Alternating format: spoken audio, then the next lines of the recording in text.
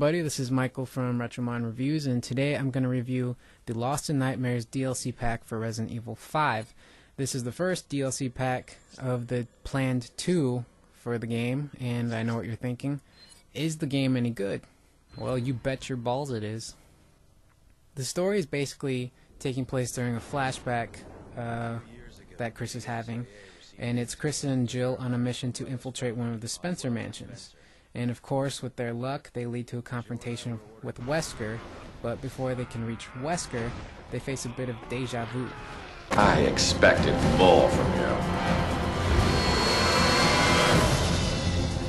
Now, I want to start with the graphics. The graphics are basically the same as they were in Resident Evil 5, but the environment is what makes this DLC really come to life.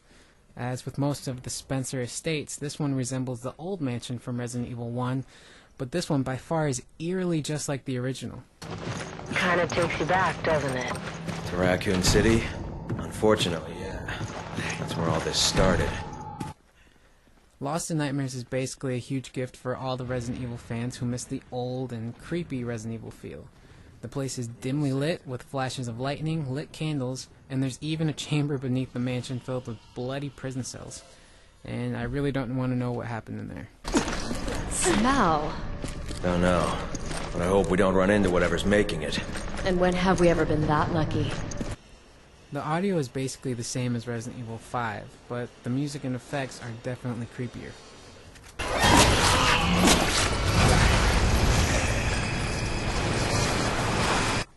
And speaking of enemies, Lost in Nightmares is a bit lacking on them. What the fuck happened? Hey! There are only 5 enemies within the whole episode. There's the creepy axe-wielding monster, which is basically the same as the Executioner from Resident Evil 5. There's zombies. Yes, I said zombies. They do make a return, which is pretty cool. There's big-ass spiders, snakes, which I hate, and finally Wesker.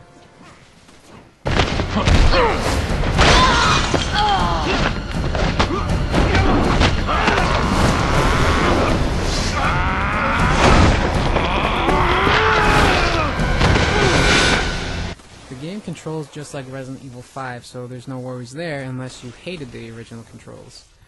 Now this episode brings back some puzzles like finding passwords, trying to disarm a death trap, having Jill play a piano, and everyone's favorite, well at least my favorite, finding cranks. The puzzles are very simple, but it's always nice to have them back in, and it really brings back that old nostalgic Resident Evil. What is it with this guy and cranks? He's a man of refined tastes.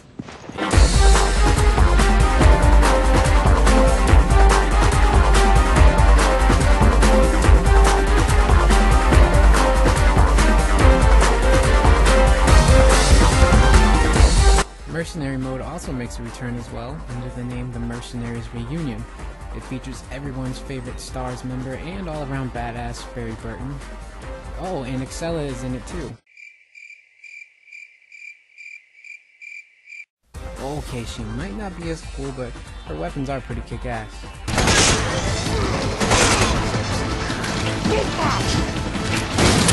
Other new playable characters include Rebecca Chambers, who is from Resident Evil 1, as well as Resident Evil 0, and Resident Evil 5's Josh Stone, who I like to call Joss Stone, like the singer, because, well, they sound similar. That's what I'm talking about! But those two are not available until the second DLC pack hits on March 3rd. Oh, and if anybody's interested in seeing my Barry Burton Mercenaries playthrough, just let me know and I'll try and upload the video, probably with commentary. If anybody wants to see that, just let me know and I'll get right on that.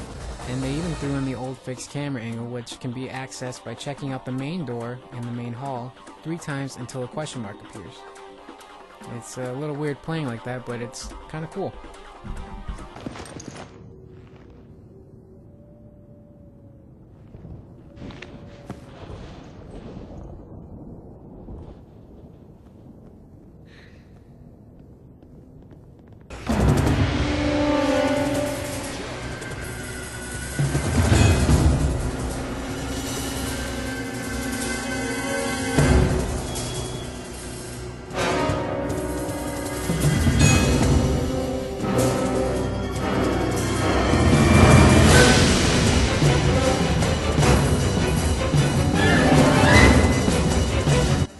DLC is a great homage to the original Resident Evil.